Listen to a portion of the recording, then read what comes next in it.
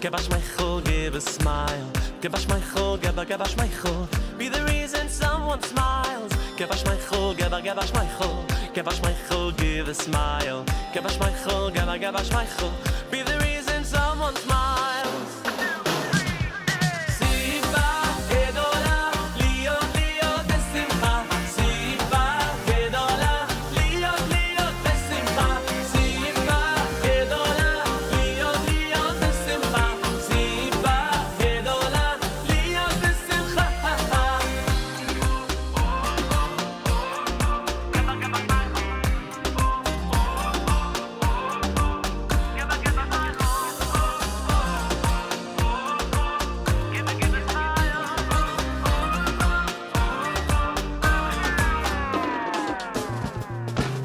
Give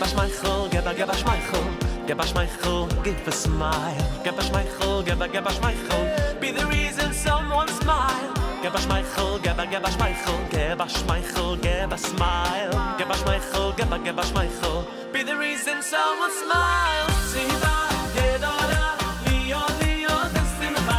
Siva, gedola, liyo, liyo, besimcha. Siva, gedola, liyo, liyo, besimcha. Siva, gedola.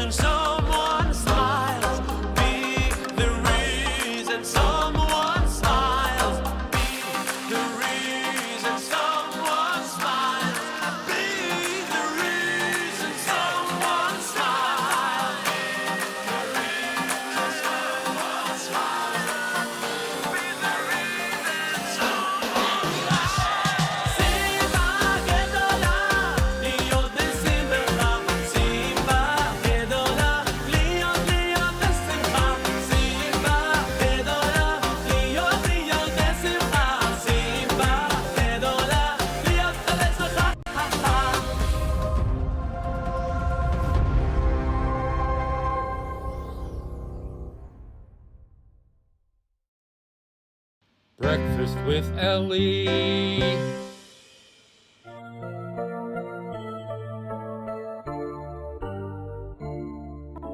Mode ani lefanecha melech chai v'kayam shechezarta bi nishmati b'chemla Rabba emunatecha.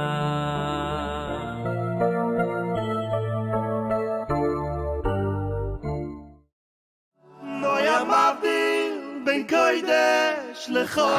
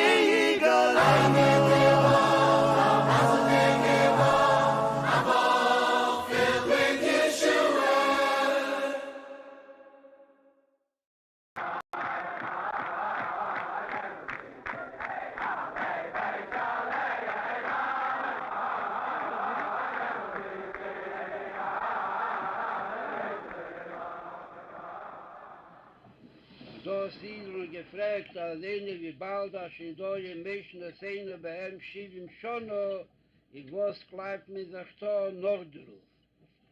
Bechiyele, damals ist der Zeit, auf Trachten, wegen Oprunzach, wechuli. Aber irgend wird als erstens, sie darf nicht gucken auf den Passport, man darf gucken, wie man fühlt sich.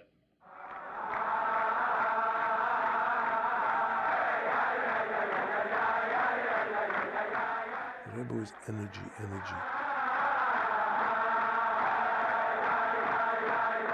70 people are thinking about taking it easy, so the Rebbe thought, now we want to start redoubling. And my shver was in Yechidus, I think it was the time of the 70th birthday actually, well, not long afterwards.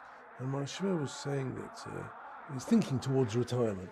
So the Rebbe stopped and said, I'm very sorry, Mr. Weingarten, but I don't understand that word, it's not in my vocabulary.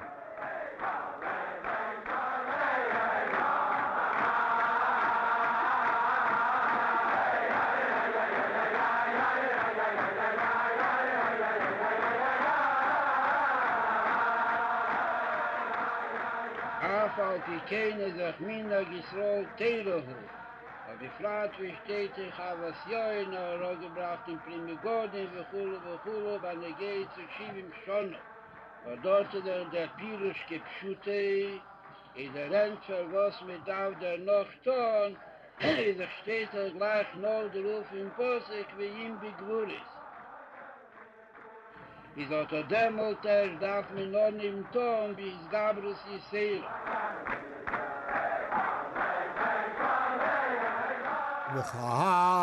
Hashem, that was the nigga of Shnas Hashem. Alevei Shalom. Something else?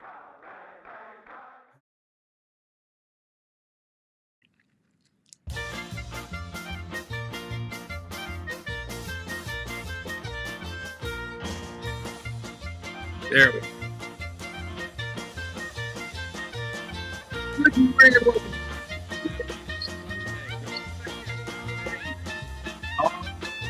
April, the 11th day of the year of Hakhel, the birthday of the Lubavitcher Rebbe, 121-year birthday of the Lubavitcher Rebbe. The Torah portion is Shmini, HaYom, Yom Rishon l'Shabbos. Today is the first day counting up towards Shabbos. We'll be learning the first Aliyah, and yes, we are broadcasting from the new studio, Studio 3224. There you go. There you have it. Studio 3224. Welcome. Good Tvach Shavua Tov. A good week. How are you? I missed y'all. I know I was gone Thursday and Friday. I had to get this thing up and running.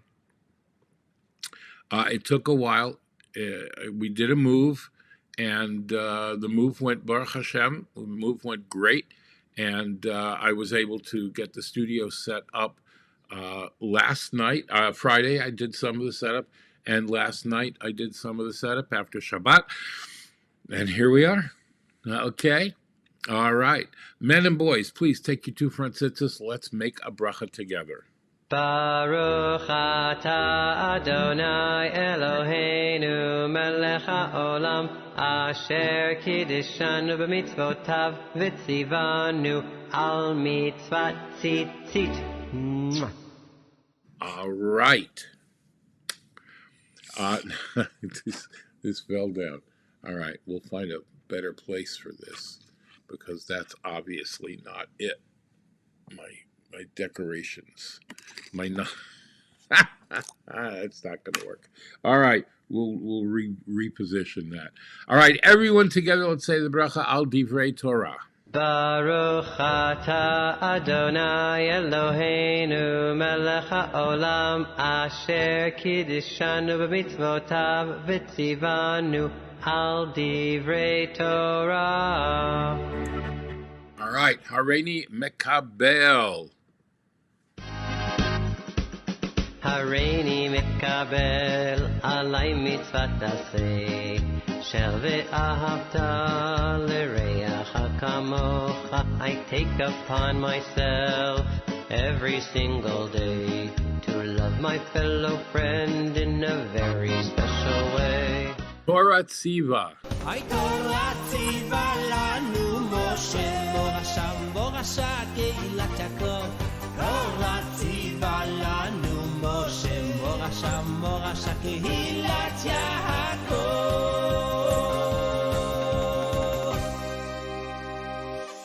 All right, and now it's time to give tzedakah.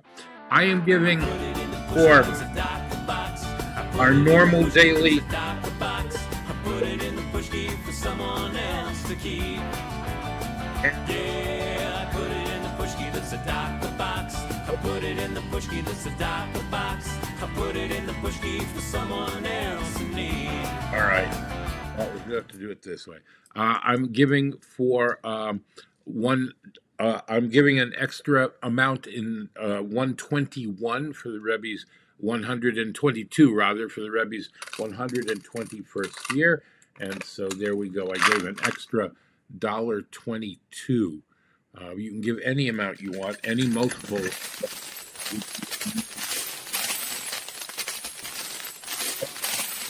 Take your right hand and put it over your eyes, please.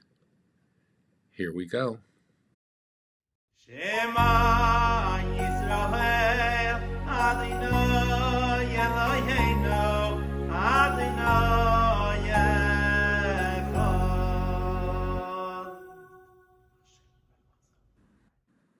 All right, and that brings us to our breakfast. Well earned.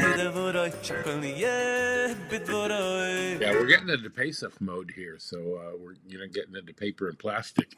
All right, are you ready? Take your morning coffee and yogurt, whatever it is you have, and let's make a bracha. Baruch atah Adonai Eloheinu melech haolam she'hakol niyah b'dvaroi. Coffee, blessed coffee. God bless you for being a friend.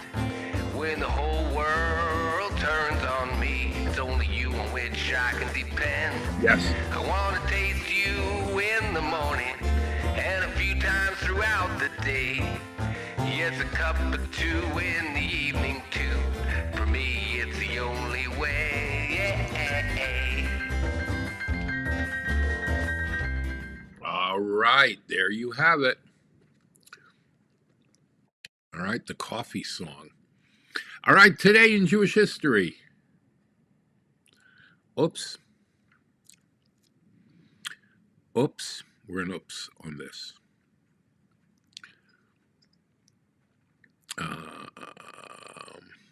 Here we go. Sorry about that. All right. As I said, today is Yud Aleph Nissan. It is the birthday of the Lubavitcher Rebbe.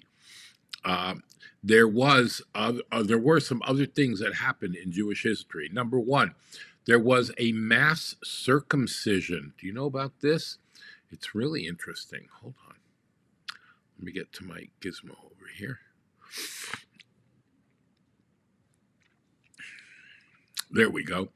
Following the Jewish nations crossing the Jordan into the land of Canaan, and in preparation of the bringing of the Passover offering, all the men were circumcised under the guidance of Joshua. Now, due to weather conditions in the desert, which were not conducive for healing of wounds, throughout the 40-year desert sojourn, only the tribe of Levi circumcised their sons. Bet you didn't know that. Today is the yahrzeit of Nachmanides. Nachmanides is Rabbi Moshe ben Nachman. Lived from 1194 to 1270. He was a Torah scholar, Kabbalist, philosopher, physician, and Jewish leader. Passed away in the year 1270. And Rabbi Isaiah Halevi Horowitz, the Shalah, Shnei Luchos Abris, was a noted Kabbalist known as the Shloh HaKodesh, the acronym of his magnum opus, the two tablets of the covenant.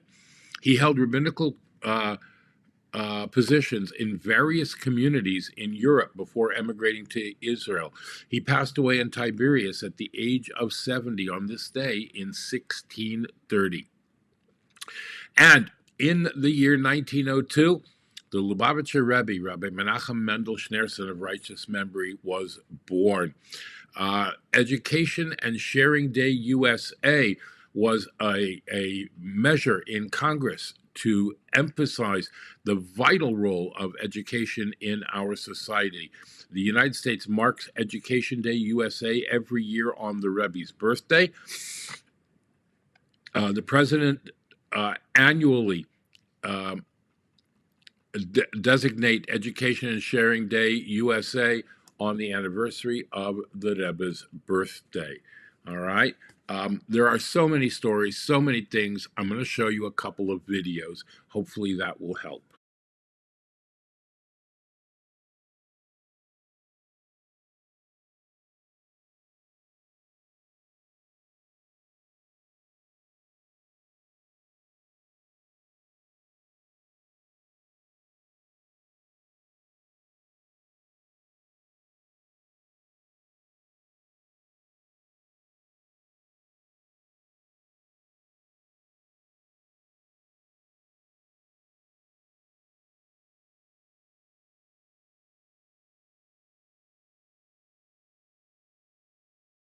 No?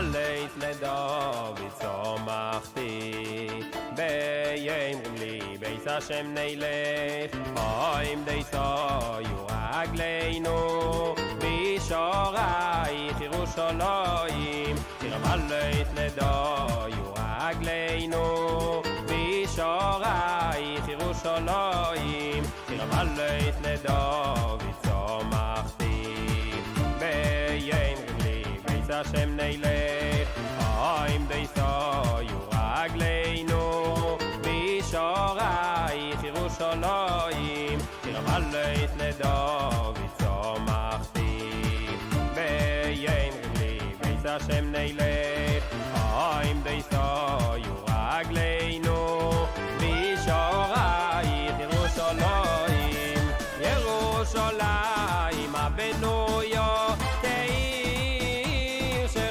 לא יחדור שלוש להם ירושלים איש לא יבואי ירושלים הבנויה כעיר שחוברו לא יחדור שלוש להם ירושלים איש לא יבואי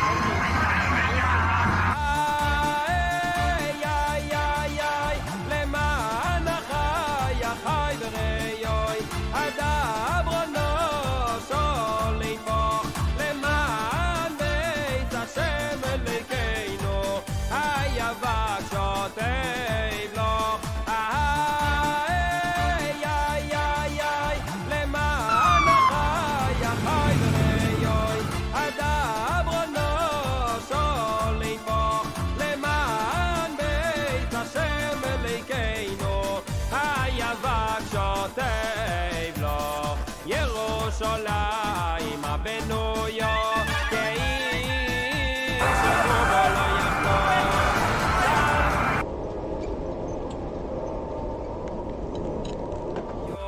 יבואיך ירושלים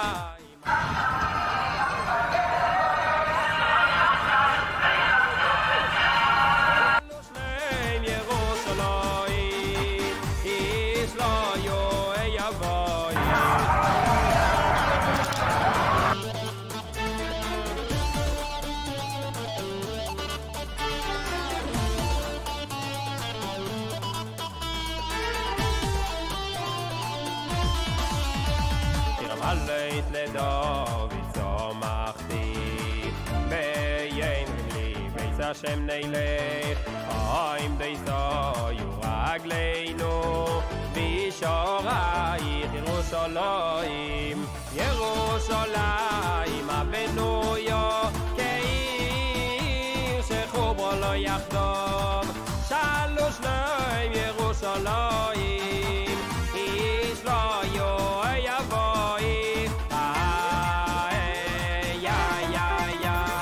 Yerushalayim abenuyo ke'ir shechubro lo yachdov shalosh leim Yerushalayim ish lo yavoich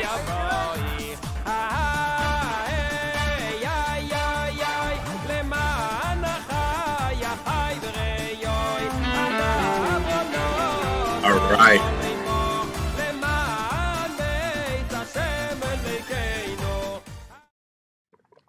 Okay, fantastic. Yeah, let's do that. Now let's hear from Rabbi Zilberstein.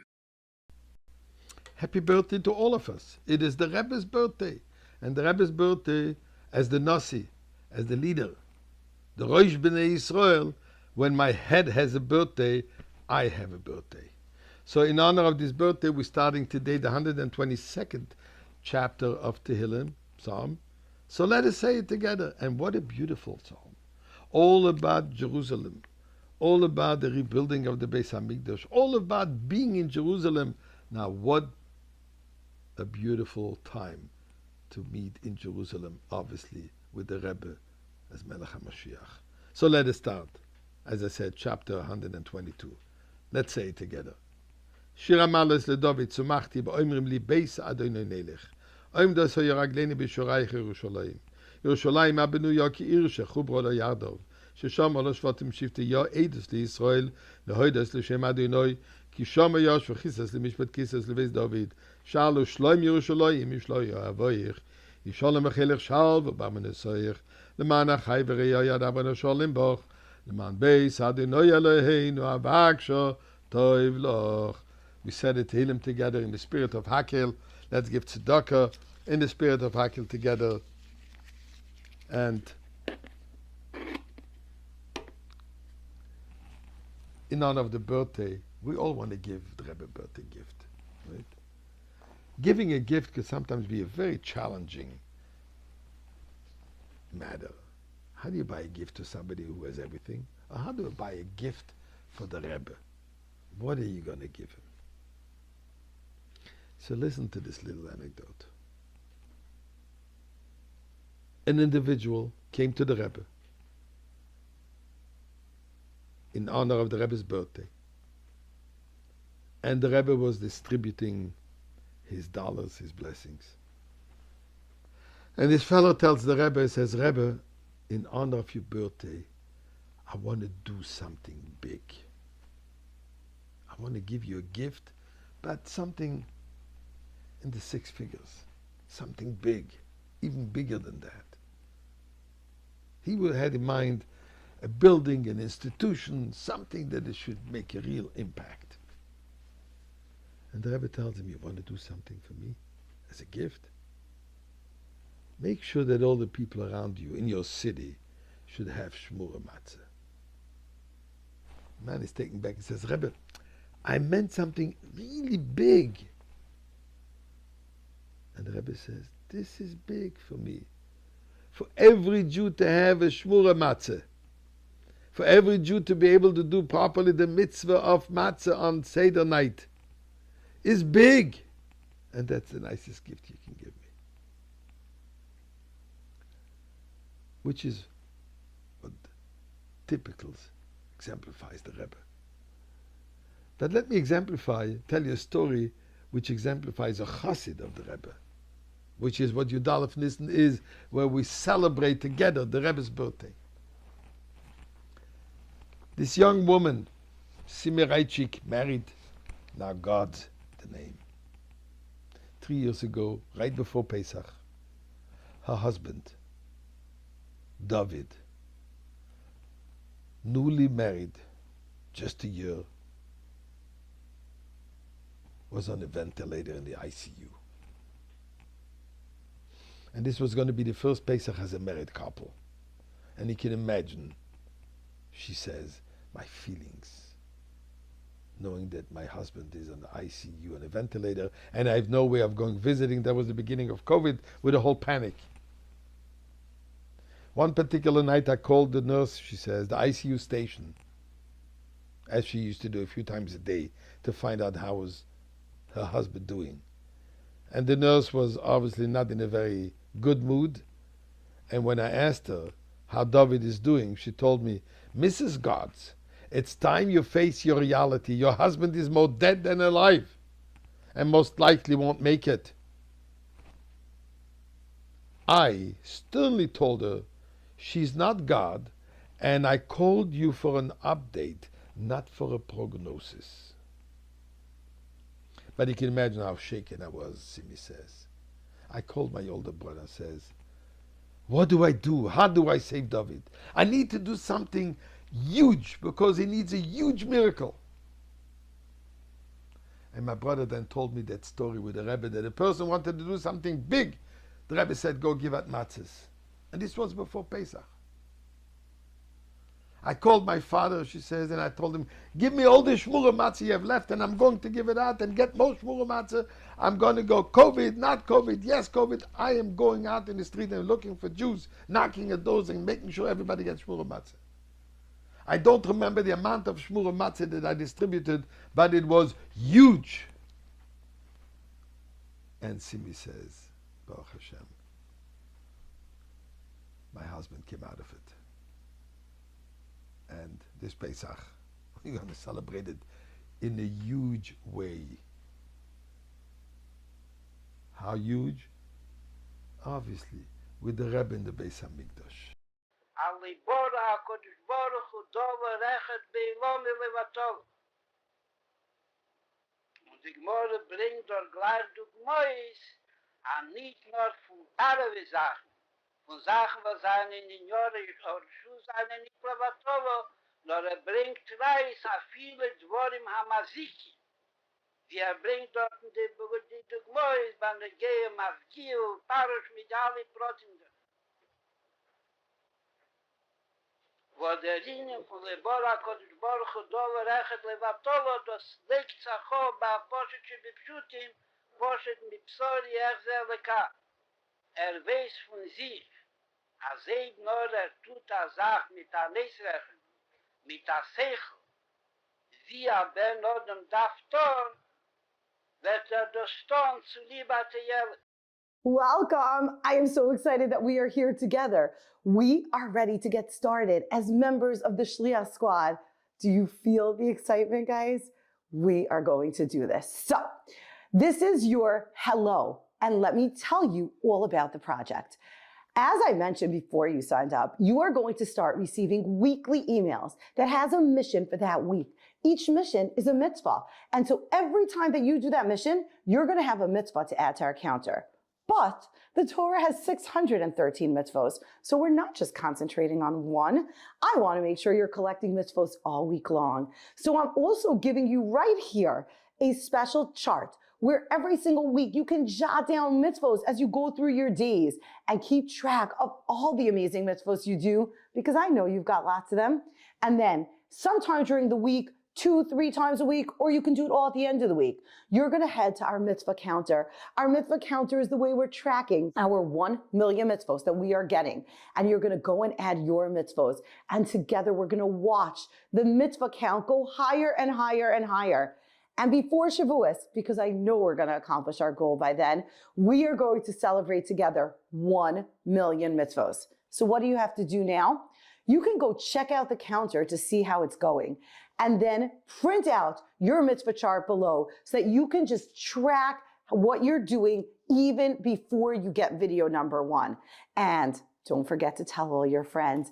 I'm sending you something in the mail. So I want you to be sure to check that out, share it with other people, put it on your binder, put it on your locker, put it on your fridge. So everybody knows that you are part of something amazing and you want everybody to join. Fantastic. All right. Happy birthday, Rebbe. We'll get back to more about that soon. HaYom Yom for today, Yod Aleph Nissan.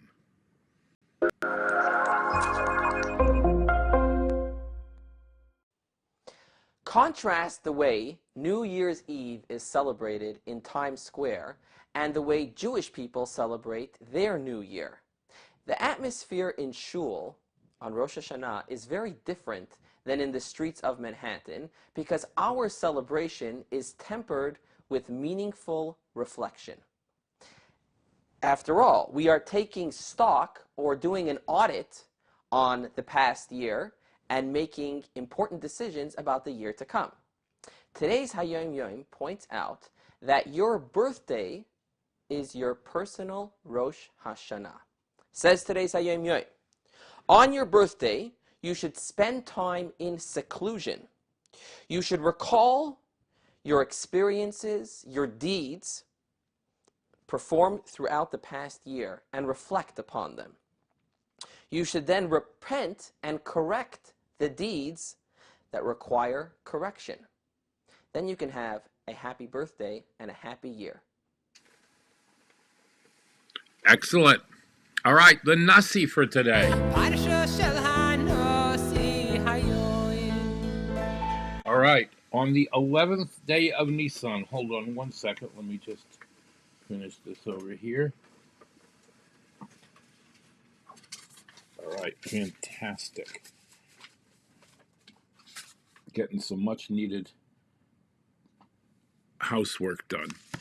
On the 11th day, the prince of the children of Asher, Pagiel, the son of Achran, his offering was 1 silver dish whose weight was 130 shekels, 1 silver bowl of 70 shekels by sanctuary weight, both filled with fine flour mixed with oil, for a meal offering, 1 golden cup of 10 shekels filled with incense, 1 young bullock, 1 ram, 1 lamb in its first year for a burnt offering, 1 goat for a sin offering, and for a sacrifice of peace offering, 1 goat for, 2 oxen, 5 rams, 5 he-goats, 5 yearling lambs. This was the offering of Pagiel, the son of Achran, and that's for the tribe of Asher, the Yehi Ratzon.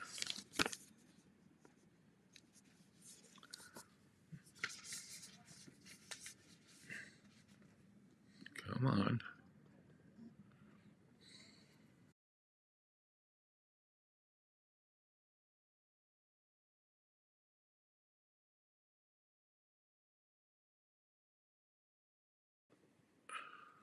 Let's see if I can get this to work now.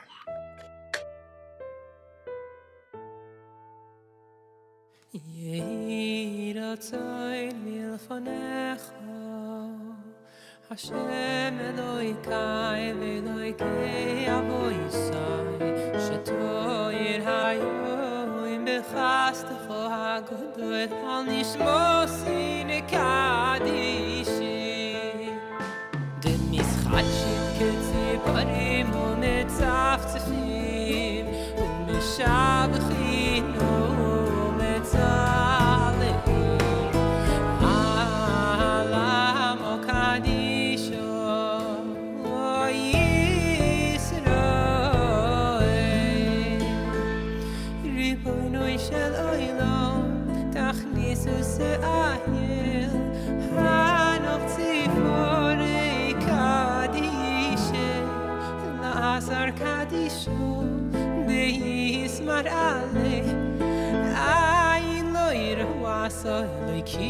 zulosecho yehi rotzohin milefonecho Hashem Elokai ve'Elokei avoisai shebe'imani avdecho mishevet shekoro vosi besoirosecho parsha shel hanosi hayoim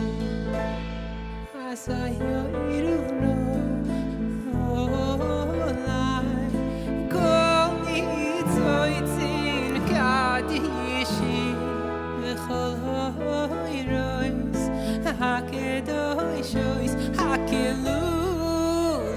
Nothing be kedushas ze hashivet lehavi hinu lehaskin b'soira secho uveyira secho ilasos soirecha kol yemi chayai ani v'zari v'zera zari meyato b'yadoi l'momei.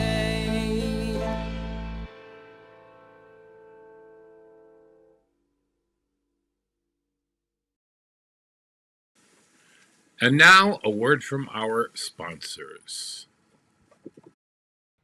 And now, a word from our sponsors. PestProRidol.com. PestProRidol.com. Trusted by the best to keep away the pests. We are offering COVID-19 disinfection services. Mention this ad and get 1 month free service. Visit us at PestProRidol.com. Tarzane Group. Micro, miniature, and small orchids. Go to tarzanegroup.com or call Tomas at 305-440-0565. That's 305-440-0565 and order today. Visit Tomas and Yair at tarzanegroup.com. Micro, miniature, and small orchids. Beautiful in your home. Go to the website and read Tomas's orchid blog. And by Dina D Design. DinaDDesign@gmail.com. Fine artwork, custom made to your specifications. Logos, wall hangings, Judaica. And you can even have something for your child's room. Dina D Designs. Go to her Facebook or Instagram or call or text. Thank you very much to our sponsors. If you'd like to become a sponsor, please go right up here to where it says patreon.com/theactorsrabbi, and you can contribute even only $1 a month if you'd like, but that'll help us bring this broadcast to you on a daily basis and cover our expenses. Be sure to thank your sponsors when shopping and mention Breakfast with Elli when you're shopping there.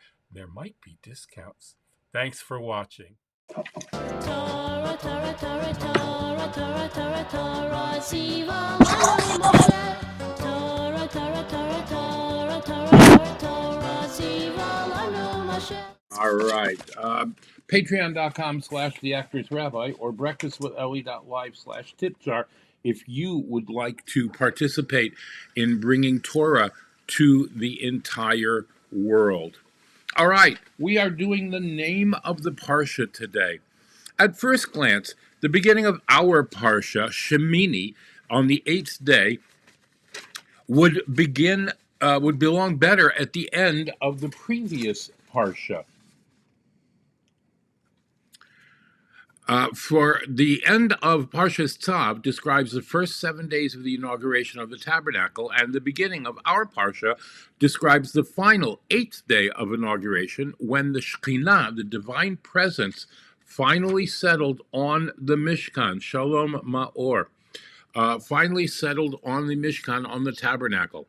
By breaking to begin a new Parsha in the middle of this story, the Torah appears to be hinting to us that the 8th day, while superficially a mere continuation of the days that preceded it, actually had a totally different character. So, the discussion of the 8th day must begin a new chapter. Since there are 7 days in the week, it follows that the number 7 alludes to the cycle of the natural world.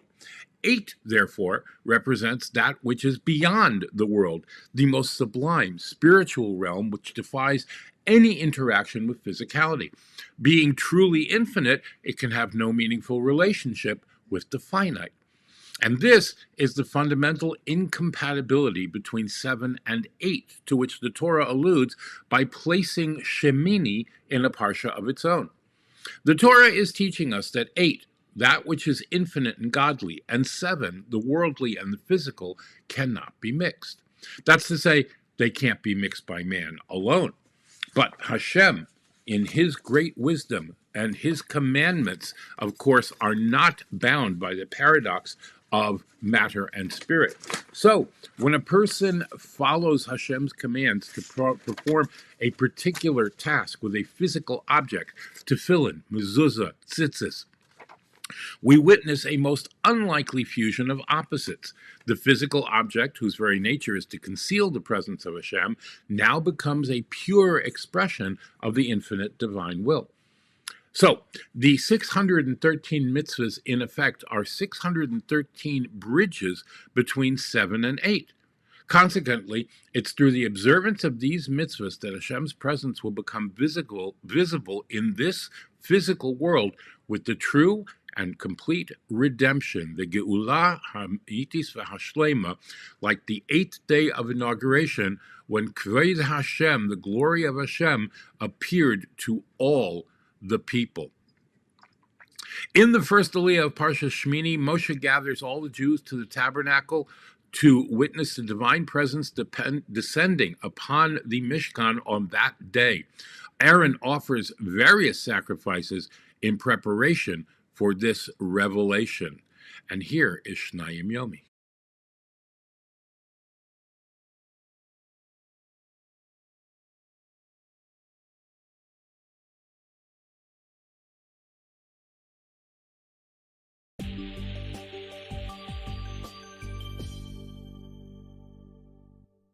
Welcome. Parsha Shmini, the first Aliyah, Rishon. Pretty good Aliyah. It's only 16 psukim, but it is an all of Shmini. Like every word of the Torah is important, but we're hitting a Parsha that is filled not only with mitzvos, a narrative, and deep lessons. And the Parsha begins with the very famous words, Vayhi Bayom HaShmini. It's the 8th day. Now, 8th day of what? We have not been told. Rashi, quoting the opinion from Seder Olam, tells us it's the 8th day of Miluyim. And it also happens to be Rosh Chodesh Nissan. That's what Rashi says. Other Rishonim disagree that it was the 8th day of Nissan. But okay, irrelevant of that. It's definitely the 8th day of the practice of what the Kohanim were doing. And at this point, don't forget, they're all together. Kara Moshe la'Aaron l'bonav u'ziknei Yisrael. Everyone is called. And then Aaron is told to actually take a kach egel for a chatos and an ayil for an olah. And these are the karbanos they're about to bring. Bnei Yisrael, they are commanded to take different karbanos, also for a chatos and some for an olah. And then also shlomim. So suddenly, what is beginning to happen here is that now that the Mishkan is about to become operational on this 8th day, this was the moment all of Am Yisrael was waiting for, because if they do this right, then the Shekhinah will appear. The Eish min Hashamayim will come down and make that connection. Now let's remember what has happened to Am Yisrael up until now. At least according to Rashi and most Rishonim, they've left Mitzrayim, Nisim v'Niflaos, and whoa, they're getting the Torah, most important event in Jewish history, Matan Torah. But they made an egel. They made that egel, that connection between Am Yisrael and Hashem was severed. But now there's a Mishkan. We're getting the Mishkan together. It has been put together. We've practiced. We got the Kohanim to practice. Moshe taught them. And Moshe says, Vayome Moshe, Zeha Davar Asher Tzivu Hashem, do all these things. Vayera Alehem Kvod Hashem. And Hashem will appear. So Moshe again now tells Aaron, Krav el HaMizbeach, come close to the Mizbeach, do your kabanos, your chatos, and your olah. And with this, v'chaper ba'adcha, you'll bring a forgiveness for yourself, for any averis you might have done. Uba'ad ha'om, and of course, he goes ahead and does that. V'yakrev Aaron al mizbeach, and he does that. And Bnei Aaron go ahead and do their part of the avodah that they practice. Then the different parts of the karbonos are taken here. And it continues on.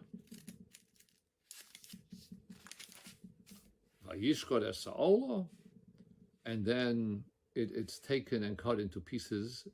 Then it's washed, and it all continues. But as it comes towards Sheni, Vayakrev es Korban Ha'om, and he takes the chatos, Vayishchateu, Vaychateu, Vayakrev es Ha'olo, Vayaseu Kamishpat. And we stop. It's almost like, wait a second, I want to know what happens. We're waiting for, but the Aliyah ends. We stop right there. In other words, all the karbanos that we have discussed in Vayikra and in Tzav have now been brought together. The Bnei Aaron, led by Aaron himself, have done exactly what Moshe told them to do, and that's where the narrative of Rishon finishes.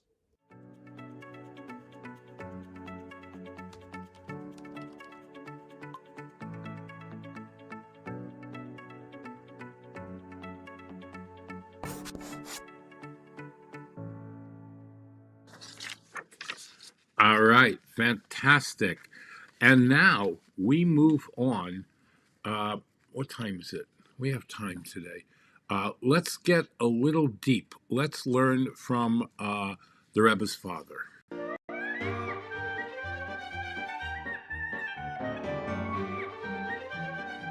like to share with you something nice in this week's Parsha, Shmini, from the Rebbe's father, Reb Levi Yitzchak Zatzal.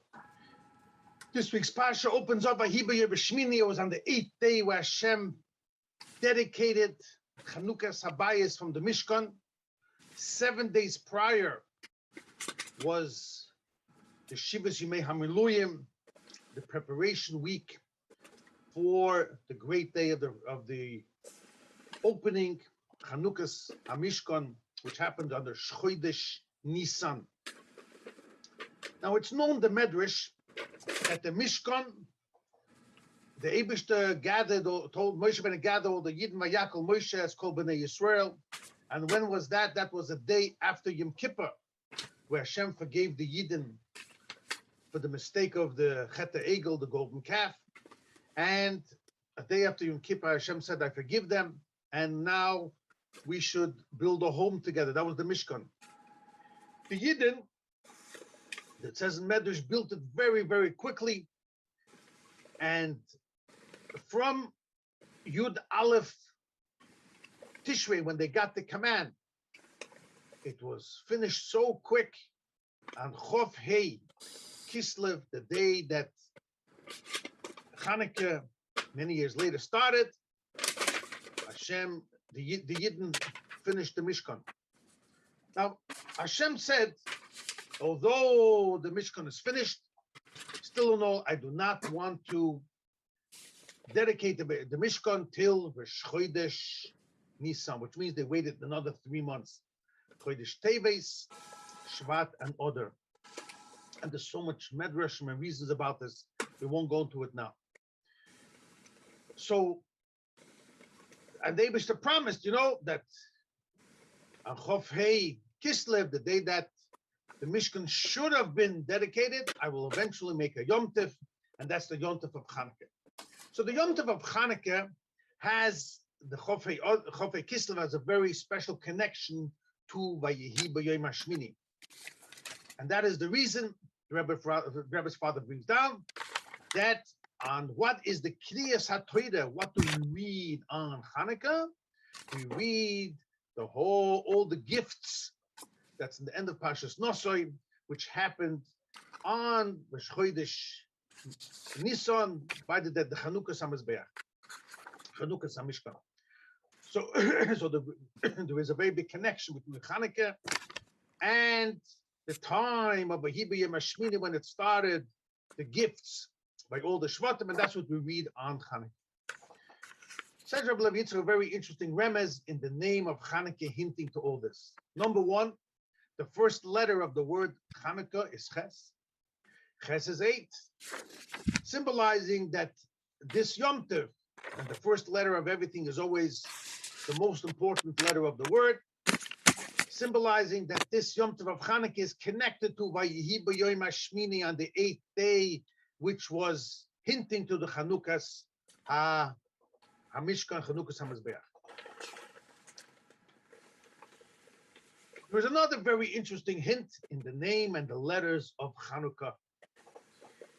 And that is that we know on that day, Shmini, unfortunately, as brought down in Parshas Achrei, two sons, well, I read in Parshas Shmini, that two sons of Aaron HaKohen went in, Nodav Avihu, and they, by Knivam Eish Zorah Lefnei Hashem, they brought an unwishful, without a command, a alien fire, so to say. They brought Ketoides into the Holy of Holies, and unfortunately, they were killed. So that was on the 8th day of Ahiba Yom HaShmini, what happened with Nodav Avihu. Says Rabbi Levi Yitzchak, all this is hinted in the name of Hanukkah, another connection between what happened on Hanukkah with the Chanukas HaMishkan. If you take the letters of Hanukkah, the Rebbe's father divides it like this.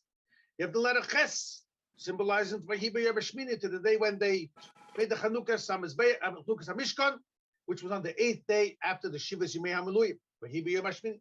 That's the Ches. The next two letters is Nun Vov, 56. 56 adds up to Nodav. Nun Dalad Beis is 56.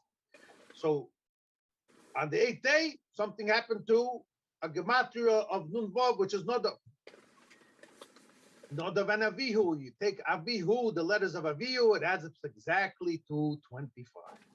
And that's the final letters of Chanu, Chofei, the last two letters, Chofei, 25, hinting to Avihu. So in the name of Hanukkah, we have so beautiful how it connects and tells you that what happened, that this Yom Tov is connected to Chanukas, HaMishkan, Ches for the 8th day, Nunva for Nodav, Chofei for Avihu, and hinting at that day happened the whole story with Nodav Avihu. We see again how every single Indian and Torah is so connected, so beautiful in the style and the learning of Rabbi Levi Yitzchak.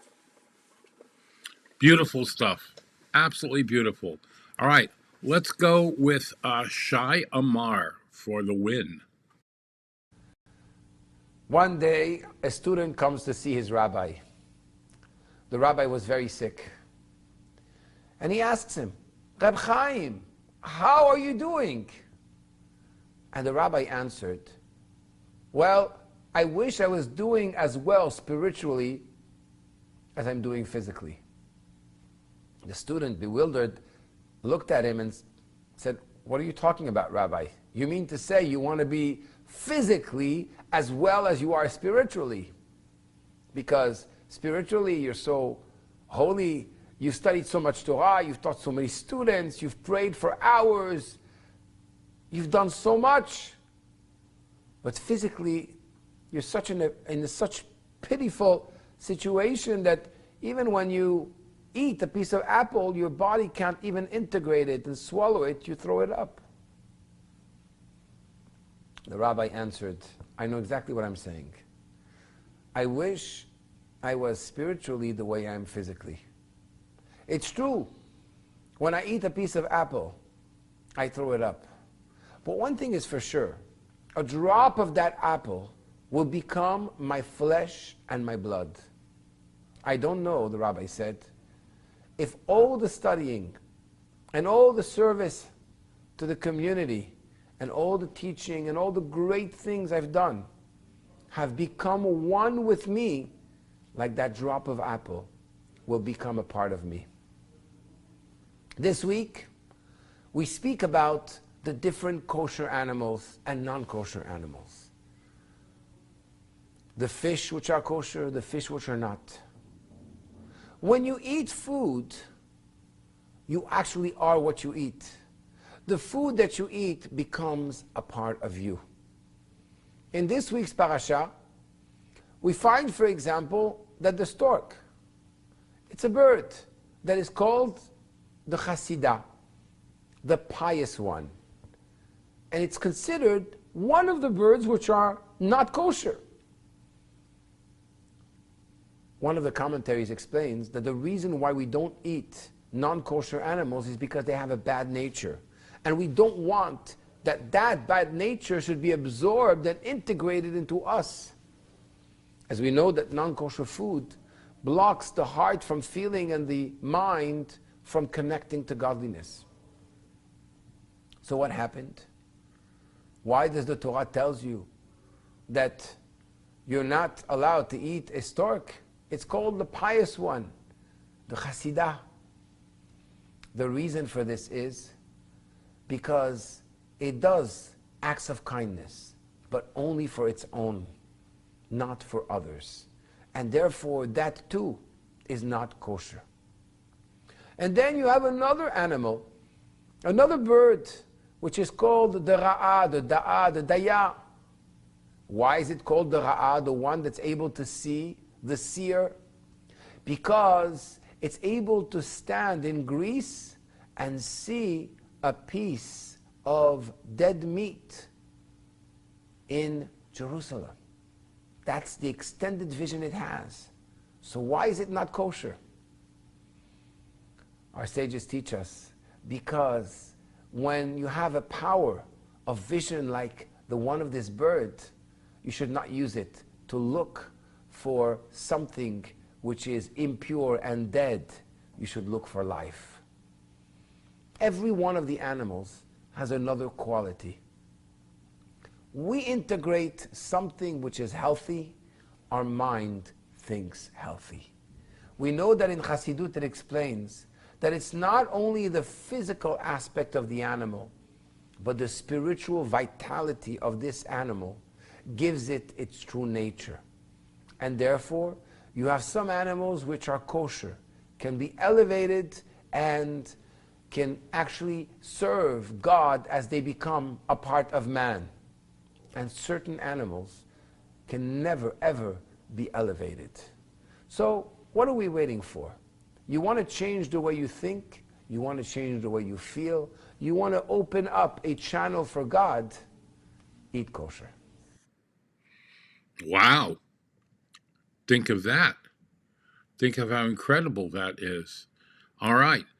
We are moving on now, as soon as my computer allows me to. It's being very strange today. All right. We are moving on to Tehillim. As I said earlier, it is the Rebbe's birthday.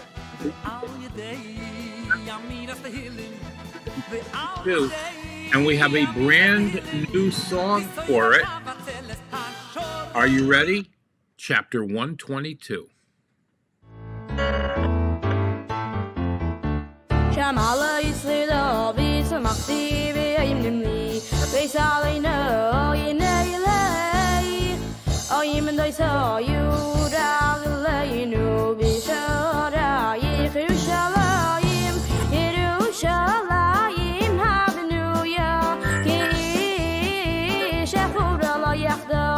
شامل شطم شفته یا ای دوست اسرائیل لهای دایز شیم علینای ایشم ما یا شبو خیزای سمیشوات کیسایس لفایس داوید شالو شلای میرو شلایم ایشوایو آی هواییخ آها آها آهای ایشالای میخیل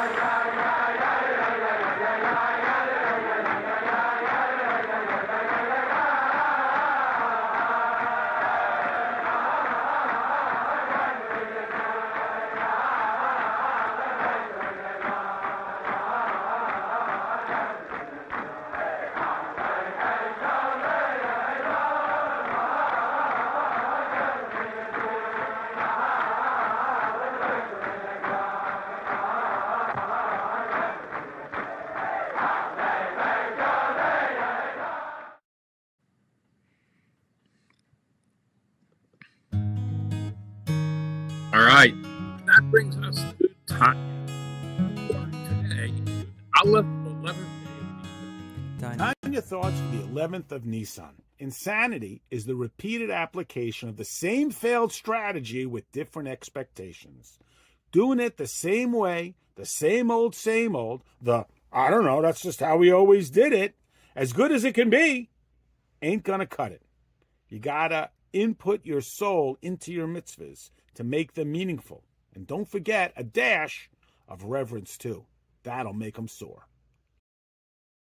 Let's talk Tanya for the 11th of Nissan.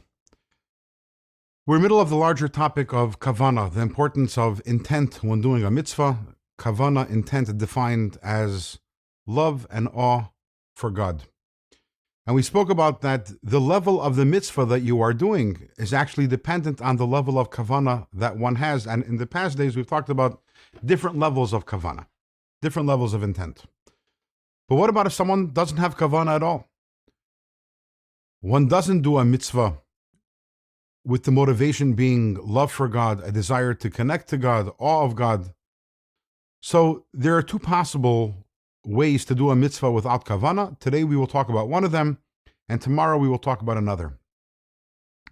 The first possibility is that you didn't have any love for God, you didn't have any awe for God, so there was no positive kavana, but also there was nothing wrong with your intent. You didn't have any malicious intent in doing the mitzvah either. That we'll talk about tomorrow. If a person does a mitzvah and actually there's a negative intent over there. So why did you do the mitzvah?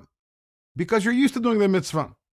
In Hebrew, it's called mitzvahs anoshim ulumada. You're used to doing the mitzvah. From you wake up every morning, you say Moeda'ani, you wash your hands, nagelvasser, and it's just part of your routine.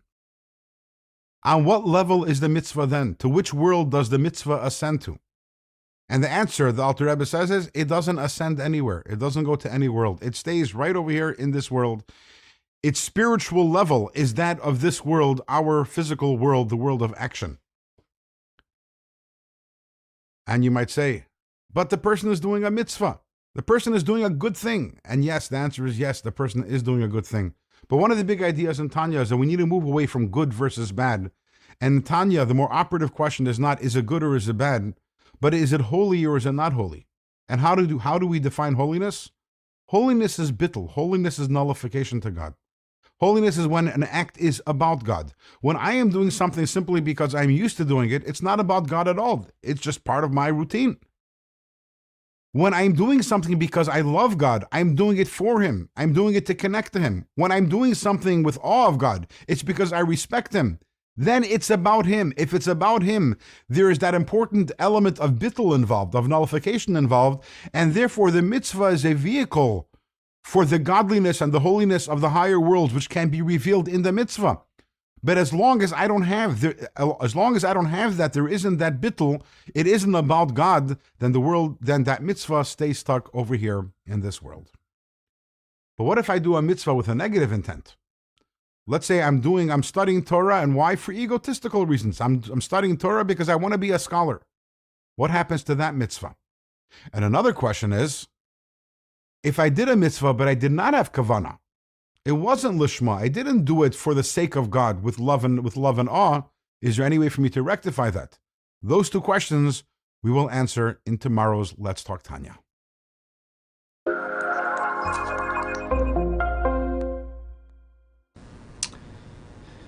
Thank you for joining Tanya in 5. Today's lesson for the 11th of Nissan. We continue in chapter 39. Chapter 39, one word is lishma, for its own sake. In other words, for God's sake. As we will learn today, that concept, what that means. Previously, we've learned that the person who is, through their comprehension, a righteous individual is capable of feeling immediately the love and awe of God. Therefore, their mitzvahs are propelled to the world of Bria, the highest of the creative order in the three worlds. Of course, Atzilus is above and beyond that, as we explained, of the ultimate great righteous individuals who are just a vehicle for God. And then those who have an inherent love, an intrinsic love that they reveal, of not wanting to be disconnected from God. and wanting to connect to Him. And hence, when they reveal that, then their mitzvahs and their Torah study ascends to the world of Yitzira, the world of formation. But how about a person who doesn't have an intent, doesn't have lishma to do it for God's sake, because of the love and awe of God, and not only someone who does it for personal reasons, ulterior motives. In other words, for fame, for getting some kind of reward. That would be an ulterior motive, heaven forfend.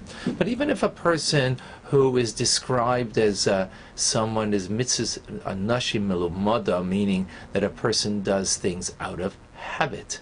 So, we're creatures of habit, and if we do things out of habit, even though we're fulfilling the mitzvah, and yes, we're being bound up with God, but it's not an illuminated mitzvah. It doesn't fly up, as it were, to the spiritual worlds above. Now, if the person is accustomed out of habit, because since infancy they were raised this way, they were habituated, trained by a parent, by a teacher, and so on, this does not constitute lishma, doing it for its own sake. Because doing it for its own sake, meaning for God's sake, for goodness sake, for God's sake, for its own sake, lishma, cannot be without arousing the innate fear and love that we have of God, that's concealed in our heart, and that minimally, that when we fulfill the mitzvah, that we have a conscious mindfulness, that is, because of the latency of our heart, that we have the divine soul that's a part of us, minimally to have that awareness, to have that sensibility, as we've explained it before. That's an intellectual love. There's a mindfulness of what you're doing in the mitzvah that you're engaged in. Now, why is that? What is that called lishma, for God's sake, for heaven's sake? Because a person doesn't do anything for another, would not fulfill someone else's will, unless you love that person, or you have some fear / awe of that individual. Otherwise, you would not be doing it for them. You do it for yourself. So likewise, when it comes to doing something for God, lishma, for His sake, we can't carry out His will without at least recalling and arousing some type of love and fear, mindfulness of Him, at least in our thoughts. Why? Because it's latent in our heart. It is part of our makeup, and at least when we think it, we are it in that sense. In the sense that we think the feeling, the desire to connect, the desire not to disconnect, and therefore that would be called a divine service, serving God rather than serving oneself, and serving oneself. Now, what's important here is it's not enough to have just the love. It's not enough just to have the fear. And fear here, we don't mean fear of punishment, rather, but fear of God's presence. Just like when someone's in the room, we act differently when no one is in the room. So that's what the concept of fear, something we'll learn more about later. So it's not enough to have one or the other. You need to have both. Later we'll learn this concept of two wings of the bird that make the bird soar. So likewise, for our mitzvahs to soar to the spiritual realms, again to the world of Bria, to the world of Yitzira, that can only happen when we have both love and the lower level of fear, yira tata, which again is latent in our heart, that all we have to do is connect with it, and then when we fulfill a mitzvah or study Torah as we're doing now in that manner, then it soars to its particular world. It means that the mitzvah that we fulfilled, not to make a mistake that we don't fulfill the mitzvah, so if we did it without that love and without that sense of awe, we fulfill the mitzvah, but it's not an illuminated mitzvah, because it doesn't have the intent, it doesn't have the lishma for doing it for God's sake. And that is Tanya in 5. Thank you for joining. All right. Hilchas Pesach. What is Pesach? All right.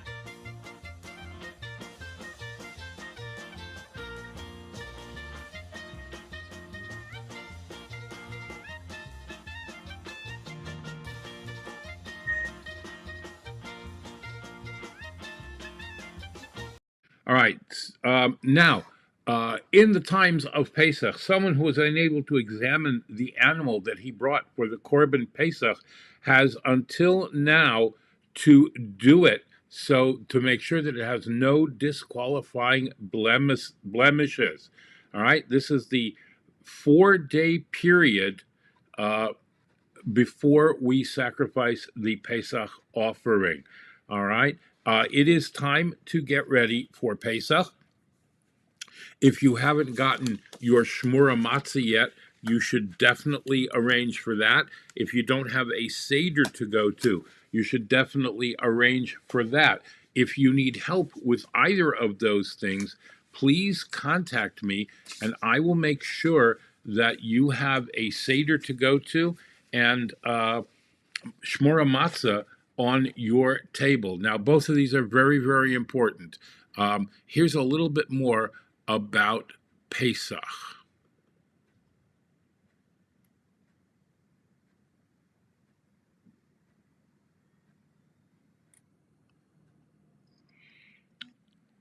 Hard drive's being slow today.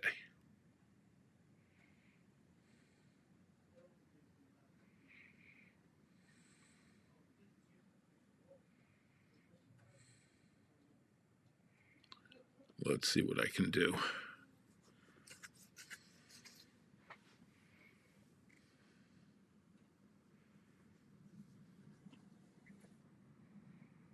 All right, let's try this. Shalom Aleichem and welcome to Machin Le'ira Online Smicha. Once before, we made a short halachic video of what to look for when you're buying wine for Pesach, or what meats, how should meats be served during Pesach. But the highlight of Pesach obviously is the matzah. And what is there to be careful when you're looking to buy a matzah for Pesach? What are some of the hidurim, or what some of the halachos? Obviously, each to his own. A person can have any hidur that he wants if he thinks that makes a matzah more mahudar. But what are the basic knowledge that you need to know to what's preferable to look in when buying matzah or baking matzah? Start off with a chidud ba'alma, just a nice riddle. There is a conversation in the Sfarim when the Yidden were in the Midbar. Did they have to actually make matzah and eat matzah on Pesach, or would they be able to be yotze the mitzvah of matzah by eating the man? Everybody knows that man had all tastes, whatever taste the person wanted when he ate it. So if a person had kavanah that when he's eating the man, he wants it to taste like matzah, would he fulfill this mitzvah? So there are 3 or 4 different reasons why with the man you would not fulfill the mitzvah of matzah.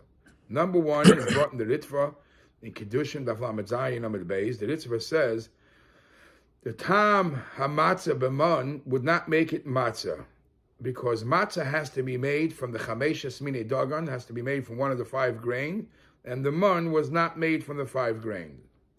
It's heaven sent. Number 2 is brought in the Darkei David, Siman Samach Zayin. He says the man was sweet. Masuk Dvash had a sweet flavor to it. And because it had a sweet flavor to it, it's like matzah ashira, mei peres. It's like instead of the dough being kneaded with the water, it's the fruit juice. It's sweeter. So matzah ashira, you're not yotze in the mitzvah of matzah. Number 3, similar to the first answer I gave, is brought in different svarim, that the matzah has to be made from gidulei karka, from things that grow from the ground, and because the man did not grow from the ground, you're not yotze the mitzvah matzah. And last but not least, the matzah has to be called bread, lechem oini, and the man was not called lechem. Why is man not called lechem? Lechem is made through baking on fire, and the man was not baked. Incidentally, it's actually brought in Svarim. I see they bring it from the Chidah, that he says if somebody, while he was eating the man, had in mind, I would like the taste of pork, would he be over Isser Chazer? And the answer, he says no, because to be over Isser Chazer, you have to eat Chazer, and not imagine some imaginary taste in mun. So the same thing over here for the mun to be considered. The mun is not lechem; it's a taste. But because you need lechem for lechem, or you need for matzah, you would not be yotze the mitzvah of matzah. So we're looking for matzah. What are the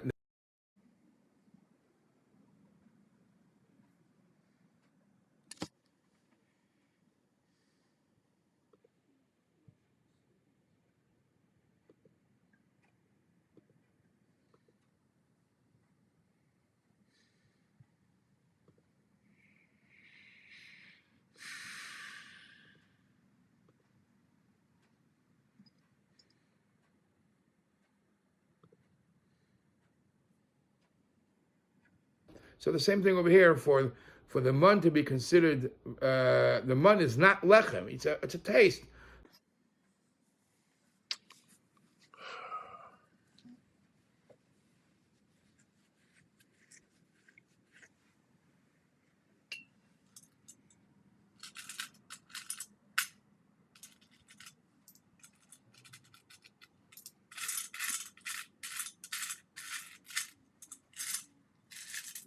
Matzahs means you should guard them. You should be careful how it's done. So the question in Poskim, if it's min Torah or it's min Rabbanon, and in this itself, we have how early do you have to have a shmira? Is it enough to have a shmira from once the flour and water meet from the time of the kneading, or even the shas ketzira, or even from the time of cutting the wheat? So most of our opinions hold that when they meet, when the flour and water meet, b'shas telisha, that's min Torah. Some say it starts even b'shas ketzira, but definitely with the Rabbanon b'shas ketzira, there has to be a shmira. So the first thing is that you look for a matzah shmura, preferably shmura b'shas ketzira, from the time it was cut until till after the time of the baking. Now, we hold that besides just being a shmira, there also has to be an amira. There has to be somebody.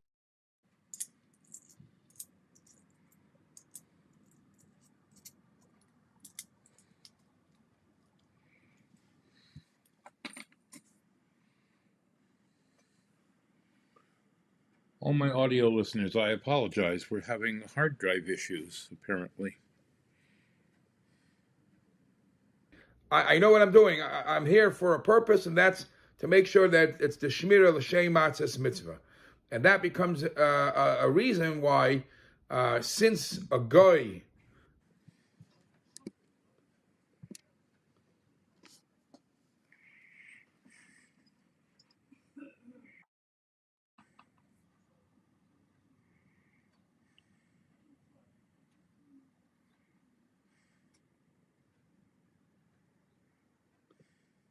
time of the Ketzira.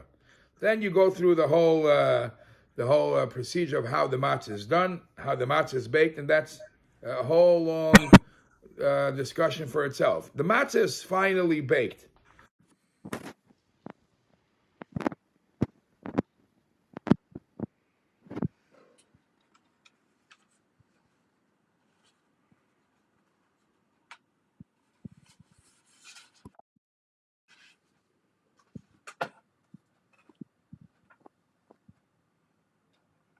Smaller matzah is actually preferable as it being lechem oini.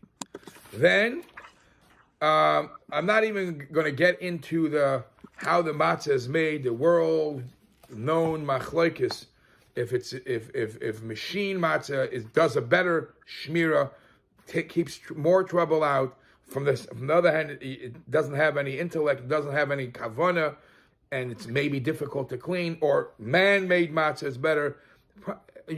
Commonly, it's accepted, I think, by most that handmade matzah is a bigger chumrah.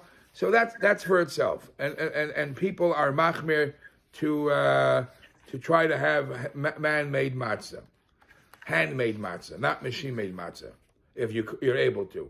Now, when you have the matzah, it's preferable that it should be round.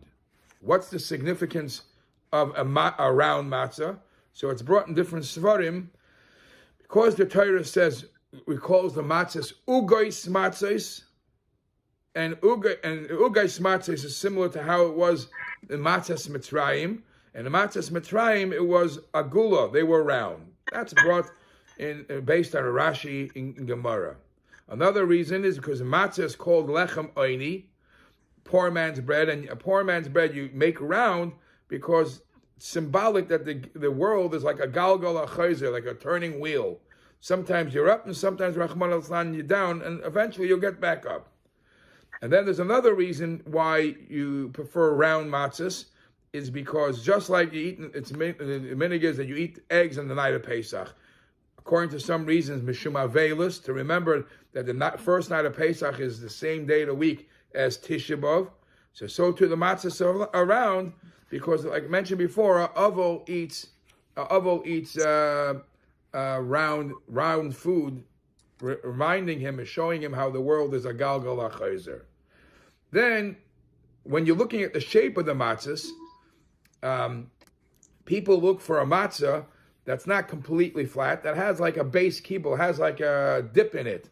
And the reason for that is because it's symbolic of Kabbalah, the base kibble, the drawing down the Amshachas, and a Kohen, Levi, Yisrael, the three matzahs that we have are Rosh Tevis Kli, a vessel. Others say Kohen, Levi, Yisrael, Levi, Kohen is Yelech.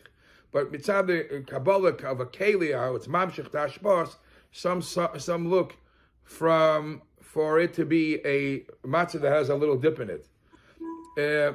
When you're looking for the matzah, especially for the night of Seder, try to look in the box for the best looking matzah, because you're performing the mitzvah. The one that you're doing something later on is not the mitzvah. You look for the nicest matzah, the best matzah, and in this itself, we know that all these choosing that you do for the matzah, it's preferable that you do before Yom Tov, especially before Shabbos, if it's Yom Tov and Shabbos, because even though there are ways how you could choose these matzahs, even if it's Yom Tov started, but it's definitely better to do it before Yom Tov when you're picking and choosing.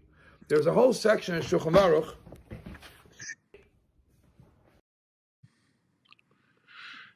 And we will stop there for today. All right, Sefer HaMitzvahs of the Rambam. Impossible that Rebbe did say, just study Rambam each and every day. I'll never miss my daily Rambam. My Rebbe so desires, I'm not busy. All right, we are doing Mitzvah 19.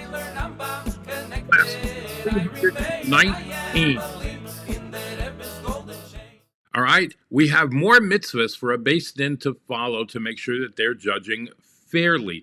Today there are 4. Negative mitzvah number 280, a judge cannot judge unfairly against a widow and orphan. Of course, it's forbidden to judge anyone unfairly, but it's an extra special avera, sin, if it is against a widow or an orphan. Positive mitzvah number 177, that a judge needs to treat both sides of a case equally. He needs to give each one a chance to explain their side and not rush either of them. It also includes 2 other things. If 2 people who are arguing agree to come to a sage and not the Jewish court, there is a mitzvah to judge them fairly. And another one is that if a person does something which could be understood in a different way, we should try to understand it as something good. This is known as don lekaf schus, judging them fairly. Negative mitzvah number 276. A judge is not allowed to be afraid of anyone. He isn't allowed to be scared and think, well, if I rule against him, he'll take revenge and ruin my field. And negative mitzvah number 274, a judge is not allowed to take a bribe or even a present from anyone who comes to the Jewish court, even if he thinks he will rule in the same way. The details of this mitzvah are explained in the Gemara in Sanhedrin.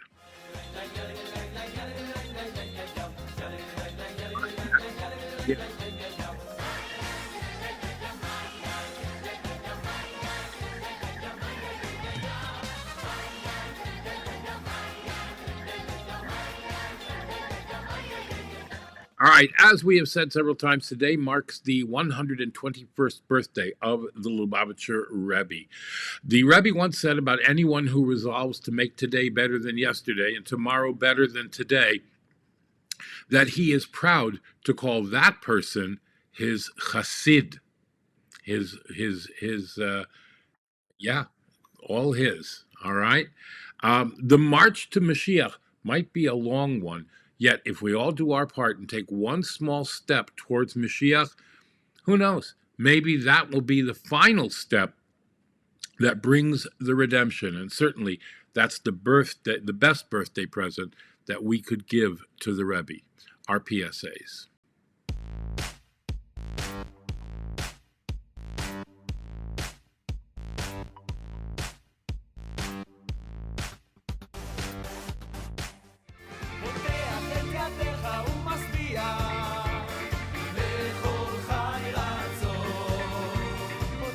Masbia Soup Kitchen and Food Pantry.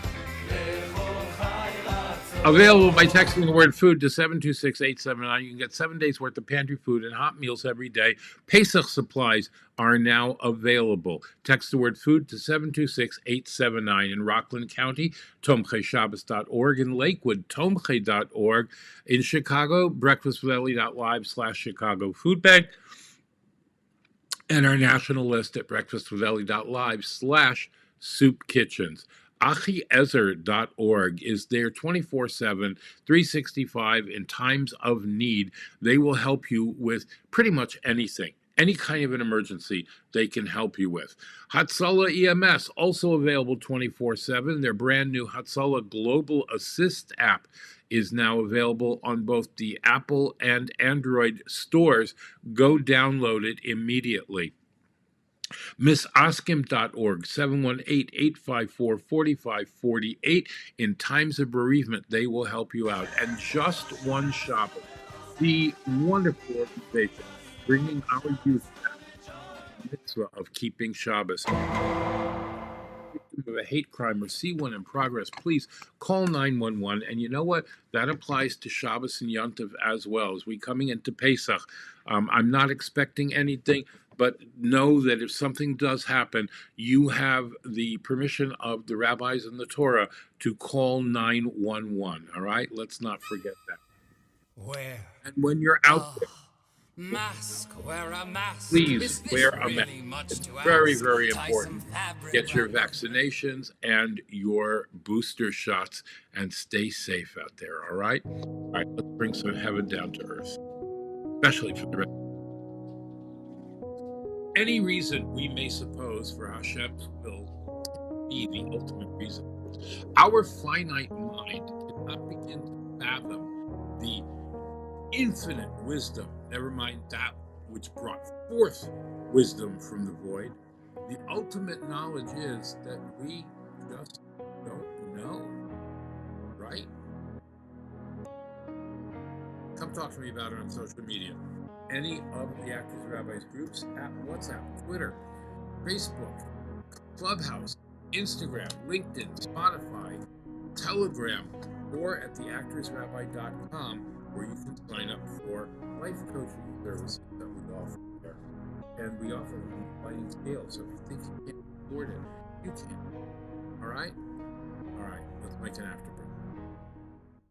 Baruch ato Adonai Eloheinu melech ha'olam boirei nefashos rabois v'chesronan al kol ma sheborasa lachayos boem nefesh kol chai baruch chai ha'olamim.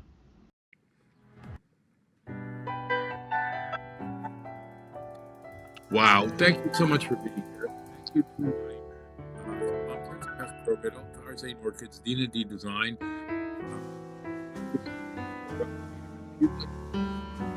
Go to Financially Actors Rabbi. Make sure if you are a sponsor, you check your payment methods because some credit cards have expired.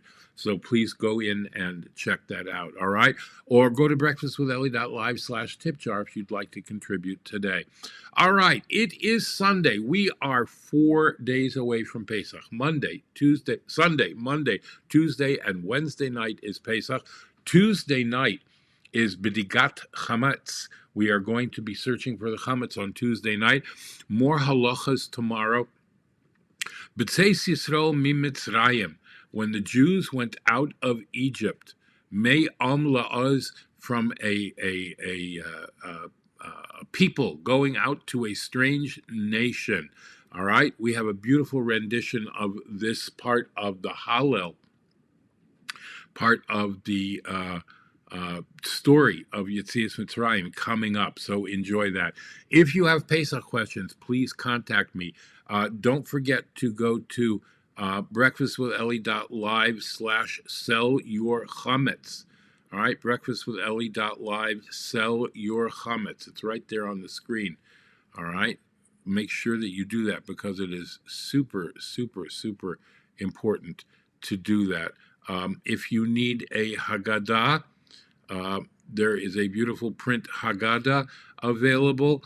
And if you need the laws of Pesach, that is available. Anything you need, I can help you out with. So feel free to contact me at any point in time. All right, Sunday, first day of the week. Shavua Tov, a good week. Go out and do something nice, something good for someone today.